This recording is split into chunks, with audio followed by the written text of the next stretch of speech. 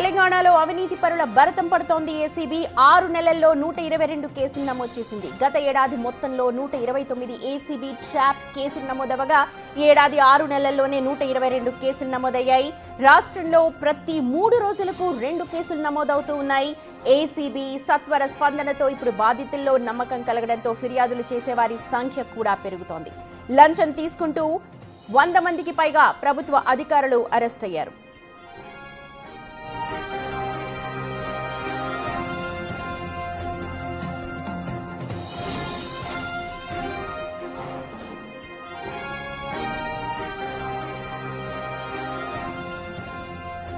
మా ప్రతినిధి సురేష్ లైవ్ లో జాయిన్ అవుతూ ఉన్నారు. సురేష్, ఏసీబీ సత్వర చర్యలతో ఇప్పుడు కంప్లైంట్ చేసే వాళ్ళ సంఖ్య కూడా పెరిగిందంటున్నారు. దాదాపు 122 కేసులు నమోదయ్యాయి అంటున్నారు. కానీ కేసులు అయితే నమోదవుతున్నాయి, కానీ లంచం తీసుకునే వాళ్ళ సంఖ్య మాత్రం తగ్గట్లేదు.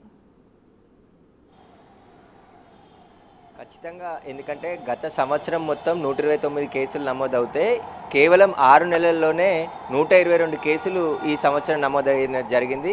ఏసీబీ అధికారులు దూకుడుగా వ్యవహరిస్తున్నారు. ఎందుకంటే సోషల్ మీడియా ప్లాట్ఫామ్ కావచ్చు, ఎక్స్, అదేవిధంగా ఇతర వాట్సాప్ ద్వారా కంప్లైంట్లు చేసినటువంటి బాధితులు నేరుగా ఏసీబీ రంగంలోకి దిగి అక్కడ మొత్తం గ్రౌండ్ ఇన్వెస్టిగేషన్ చేసిన తర్వాత రెడ్ హ్యాండెడ్గా ట్రాపులు చేస్తుంది. అవినీతి పరుల అధికారుల భర్తం పడుతుందనే చెప్పుకోవచ్చు. దాదాపు 140 మందికి పైగా ఈ 6 నెలల్లోనే అరెస్ట్ చేయడం జరిగింది ప్రభుత్వ ఉద్యోగులని. వారికి సహకరించిన వారితో పాటు వారిని కూడా అరెస్ట్ చేశారు. అయితే ఎవరైనా పని కానీ ఏదైనా ఈ విషయాల్లో ఇన్వాల్వ్మెంట్ అయినప్పుడు లంచం డిమాండ్ చేస్తే ఏసీబీ కాల్ సెంటర్కి కాల్ చేయొచ్చు.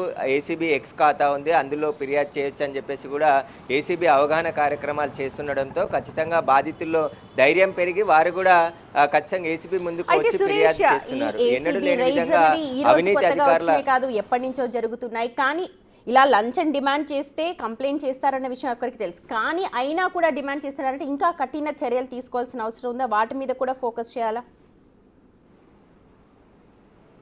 ఖచ్చితంగా చేయాల్సి ఉంది. ఎందుకంటే ఏసీబీ అధికారులు ట్రాప్ చేస్తున్నారు, అరెస్ట్ చేసి రిమాండ్కి తరలిస్తున్నారు. కానీ కోర్టులలో శిక్షలు పడట్లేదు వీళ్ళకి.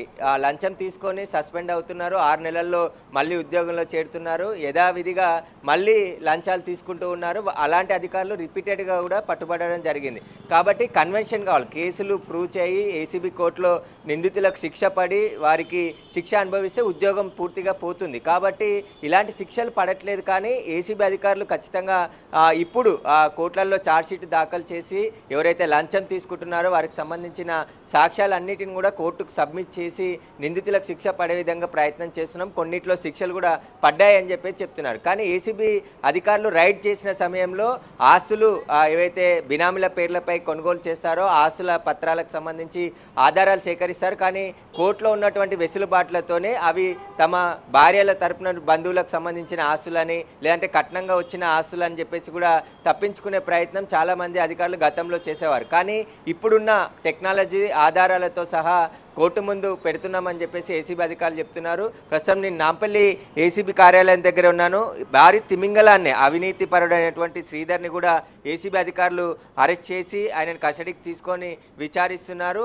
అలాగా తెలంగాణ వ్యాప్తంగా ఉన్నటువంటి అవినీతి అధికారుల పైన ఫిర్యాదులు వస్తే వెంటనే ఏసీబీ కూడా ఆ స్థాయిలో స్పందించి వెంటనే అక్కడ ఇన్వెస్టిగేషన్ చేసి ఎవరు లంచం అడుగుతున్నారు, ఈ కేసు జెన్యూనా కాదా అని అన్ని వివరాలు తెలుసుకున్న తర్వాత రెడ్ హ్యాండెడ్గా రైడ్ చేస్తున్నారు. ఎందుకంటే అధికారులకు సంబంధించి కొందరు తప్పుడు సమాచారం ఇచ్చే అవకాశం కూడా ఉంటుంది. కాబట్టి ఆ ఫిర్యాదులో వచ్చిన సమాచారం కరెక్టా కాదా అని వెరిఫై చేసుకున్న తర్వాతే ఏసీబీ అధికారులు కేసు నమోదు చేసి రెడ్ హ్యాండెడ్గా పట్టుకోవడం జరుగుతుంది. కొంతమంది అధికారులు అయితే ఆ ఫోన్పేలు, గూగుల్ పేలలో కూడా డబ్బులు వేసుకుంటున్నట్టు ఏసీబీ అధికారులు గుర్తించడం జరిగింది. అవి కూడా కేసుకు చాలా కీలకంగా ఆధారాలు లభ్యమవుతున్నాయి. కాబట్టి ఈ అరెస్టులే కాకుండా ఆ లంచం తీసుకునే అధికారులకి కోర్టులలో శిక్షలు పడితే ఇంకా లంచం తీసుకోవడానికి భయపడే అవకాశం ఉంటుంది. కానీ ఇప్పుడున్నటువంటి అధికారులైనా ఖచ్చితంగా ఇన్వెస్టిగేషన్ పూర్తి చేసి ఛార్జ్షీట్ కోర్టులో దాఖలు చేసి నిందితులకి కోర్టులో శిక్షలు పడితేనే అప్పుడే ఈ అవినీతి అధికారుల ఏదైతే లంచగొండితనం ఆగుతుంది అని చెప్పేసి కూడా అభిప్రాయం వ్యక్తం చేస్తున్నారు. కేసులు పెడుతున్నారు, అరెస్ట్ చేస్తున్నారు, జైలుకు పంపిస్తున్నారు. కానీ 6 నెలల్లో తిరిగి మళ్ళీ వాళ్ళు ఉద్యోగంలో చేరి ఆ తర్వాత మళ్ళీ లంచాలు తీసుకుంటూనే ఉన్నారు.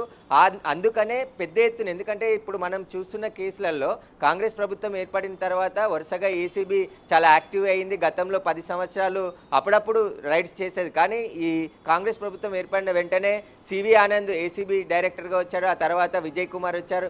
ఇద్దరు అధికారులు కూడా అవినీతి పరుల భర్తం పడుతూనే ఉన్నారు. ఎందుకంటే లంచాలు ఒక్కొక్కరు కూడా 100 కోట్ల రూపాయల ఆస్తులు సంపాదించారు.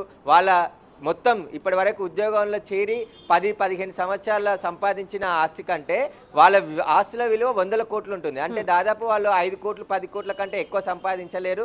అయినప్పటికీ కూడా వారి కోట్లు ఆస్తులు 100 కోట్లు ఎలా చేరుతున్నాయి, ఎంత అవినీతి జరుగుతుంది, వీటికి సంబంధించి పూర్తి స్థాయిలో ఏసీబీ దర్యాప్తు చేస్తుంది. ఇప్పటికే ఆదాయానికి మించిన అధికారుల లిస్టు కూడా ఏసీబీ ప్రిపేర్ చేసింది. ఎందుకంటే కాళేశ్వరం ప్రాజెక్టులో దాదాపు 17 మంది అవినీతికి పాల్పడ్డారు ప్రభుత్వ అధికారులు అని చెప్పేసి విజిలెన్స్ అధికారులు రిపోర్ట్ ఇచ్చారు. అందులో విజిలెన్స్ ఇచ్చిన రిపోర్ట్ ఆధారంగానే ఇప్పుడు శ్రీధర్ని మరొక గతంలో ఒక ఇంజనీర్ని అరెస్ట్ చేసి రిమాండ్కి తరలించారు. ఇంకా లిస్టులో ముందున్నారు. వారి పైన కూడా అంతర్గతంగా విచారణ జరుగుతుంది. అన్ని ఆధారాలు సేకరించిన తర్వాత ఆ అధికారులపై కూడా ఏసీబీ సోదాలు జరిగే సురేష్, ప్రాసెస్ అంతా కూడా టైం టేకింగ్, అంటే చాలా సమయం పట్టే అవకాశం ఉంది. అందుకే ఇప్పుడు మీరు అన్నట్టుగా ఏసీబీ త్వరితగతిన యాక్ట్ అవుతోంది, వెళ్తోంది, అరెస్ట్ చేస్తుంది. కానీ ఆ తర్వాత ప్రాసెస్ అన్నది చాలా ఎక్కువ సమయం తీసుకుంటోంది. తిరిగి మళ్ళీ వాళ్ళు విధుల్లో వస్తున్నారు, మళ్ళీ సేమ్ అదే ఏసీబీ మళ్ళీ ఇన్ఫర్మేషన్ వస్తుంది, వాళ్ళే మళ్ళీ అవుతూ ఉన్నారు. సో దీనికి ఏమైనా ఎండ్ కార్డ్ పడే అవకాశం ఉందా? దాని మీద ఏమైనా దృష్టి పెట్టే అవకాశం ఉందా ఏసీబీ అధికారులు?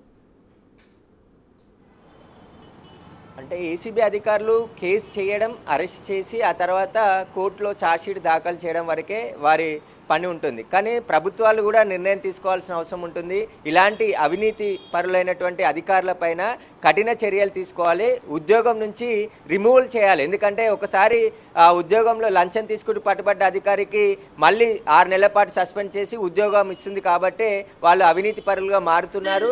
ఏమవుతుంది, 6 నెలలు సస్పెండ్ అవుతే మళ్ళీ హాఫ్ శాలరీ వస్తుంది, ఇంట్లో కాలక్షేపంగా ఇంట్లో గడపవచ్చు అనే అధికారులు అలవాటు అయ్యారు తప్ప వాళ్ళు లంచం తీసుకోవద్దని మాత్రం మారడం లేదు అని చెప్పేసి కూడా అనేక మంది చెప్తున్నారు. కాబట్టి గత కేసులు దృష్టిలో పెట్టుకొని ఎవరైతే ఇట్లా 100 కోట్లు ప్రజాధనాన్ని సంపాదిస్తున్నారో వాళ్ళకు ప్రజలకు సేవ చేయడానికి వచ్చిన ప్రభుత్వ ఉద్యోగులు జీతం కాకుండా లంచం రూపంలోనే లక్షల రూపాయలు నెల నెల తీసుకుంటున్నట్టు ఇప్పటికే రుజువైంది. అలాంటి అధికారుల పైన ప్రభుత్వం కూడా కఠిన చర్యలు తీసుకోవాలి. ఒకసారి లంచం తీసుకుంటూ పట్టుబడ్డ అధికారిని ఉద్యోగం నుంచి రిమూవల్ చేస్తేనే మళ్ళీ ఏ అధికారి కూడా లంచం తీసుకోవడానికి భయపడతాడో. అలాంటి చట్టాలు కూడా చేయాల్సింది ప్రభుత్వం. కాబట్టి ప్రభుత్వం కూడా ఇలాంటి అవినీతి పరుల ఉద్యోగులకు సంబంధించి కఠినమైన చర్యలు తీసుకుంటే తప్ప ఈ లంచగొండే అధికారులు పట్టుబడుతూనే ఉంటారు తప్ప వారిలో మార్పు రాదు అని చెప్పేసి కూడా అభిప్రాయం వ్యక్తం చేస్తున్నారు. ఖచ్చితంగా ఇకనైనా ఇప్పుడు ఎన్ని కేసులు నమోదవుతున్నాయి అంటే దాదాపు ఈ సంవత్సరన్నర నుంచి గత సంవత్సరంలో 129, ఇప్పుడు 122 కేసులు నమోదయ్యాయి. అంటే